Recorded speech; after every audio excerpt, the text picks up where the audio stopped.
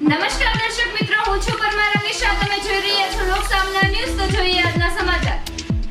સાબરકાંઠાથી અમારા રિપોર્ટર જીતેન્દ્ર સોલંકી સાથે. પ્રાંતિજના સલાલમાંથી સાબરકાંઠા પોલીસે 20 દિવસ અગાઉ રેડ કરી 5 આરોપીઓ સાથે નકલી દૂધની ફેક્ટરી ઝડપી હતી. જોકે 5 આરોપી પૈકી મુખ્ય આરોપી નારાયણ પટેલની આજે એલસીબી પોલીસે અટકાયત કરી છે, તેમજ કોર્ટમાં રજૂ કરી આ મામલે વધુ તપાસ હાથ ધરી છે.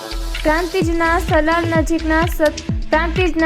નજીકના સત્યા દૂધના નામે છેલ્લા કેટલાક સમયથી ઝેરી કેમિકલથી બનાવવામાં આવેલું દૂધ પેકિંગ પાઉચમાં સ્થાનિકો સુધી પહોંચાડવામાં આવતું હતું, જેની સાબરકાંઠા જિલ્લા પોલીસે બાતમીના આધારે રેડ કરી 1700 લીટરથી વધારે દૂધ કબજે કર્યું તેમજ 5 આરોપીઓની અટકાયત કરી હતી. જોકે મુખ્ય આરોપીઓ છેલ્લા 20 દિવસથી ફરાર હતો, ત્યારે આજે સાબરકાંઠા જિલ્લા એલસીબી પોલીસે બાતમીના આધારે મુખ્ય આરોપી નારાયણ પટેલ, કે જે ધમા તરીકે સ્થાનિક વિસ્તારમાં જાણીતો હતો, તેની અટકાયત કરી છે.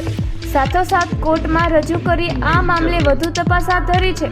ત્યારે આવનારા સમયમાં નકલી દૂધ તેમજ ડુપ્લિકેટ અને ઝેરી દૂધ મામલે મચ મોટા ખુલાસા થાય તેવી સંભાવનાઓ છે.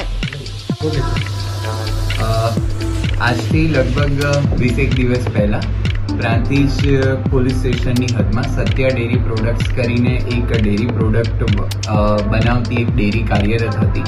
એ સાબરકાંઠા પોલીસને એલસીબીને મળેલી બાતમીના આધારે ત્યાં તપાસ કરતા એફએસએલ અને ફૂડ એન્ડ ડ્રગ્સ ડિપાર્ટમેન્ટને પણ સાથે રાખી અને ત્યાં રેડ કરવામાં આવી હતી. એ રેડની અંદર પ્રાથમિક દ્રષ્ટિએ એવું જણાયું હતું કે કદાચ આ બનાવટી દૂધ હોઈ શકે. એના આધારે ગુનો દાખલ કરી અને સાબરકાંઠા એલસીબીએ આગળ તપાસ હાથ ધરેલી, જેમાં એફઆઈઆરના તમામ આરોપીને અત્યાર સુધીમાં પકડી લેવામાં આવ્યા છે. મુખ્ય આરોપીની ધરપકડ 2 દિવસ પહેલા થયેલી અને તેમને નામદાર કોર્ટ સમક્ષ રજૂ કરતા નામદાર કોર્ટે 2 દિવસના રિમાન્ડ મંજૂર કરેલા.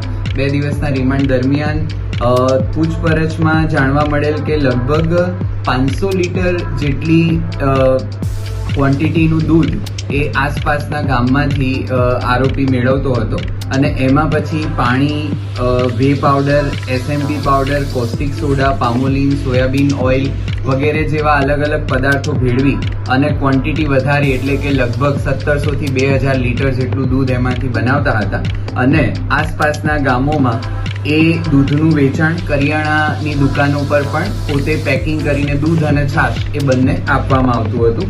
બીજા શહેરોની વાત કરીએ તો પ્રાંતિજ છે, મોયત છે, તલોદ, અમદાવાદ શહેર, માણસા, મોડાસા, વડાગામ ખાતે અલગ અલગ જગ્યાઓએ આ દૂધ અને છાશ જે છે એ વેચાણ કરવામાં આવતું હતું.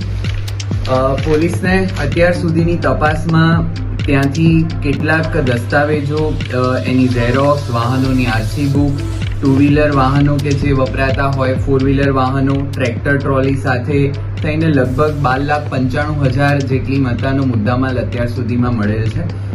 દસ્તાવેજો અને જોતા અને પૂછપરછ દરમિયાન અત્યારે હાલ એવું જાણવા મળ્યું છે કે આરોપી જમીન અને દુકાનોની દલાલીનું પણ ધંધો જે છે એ કરતા હતા અને એ લેવેચ કરીને કમિશન પણ મેળવતા હતા.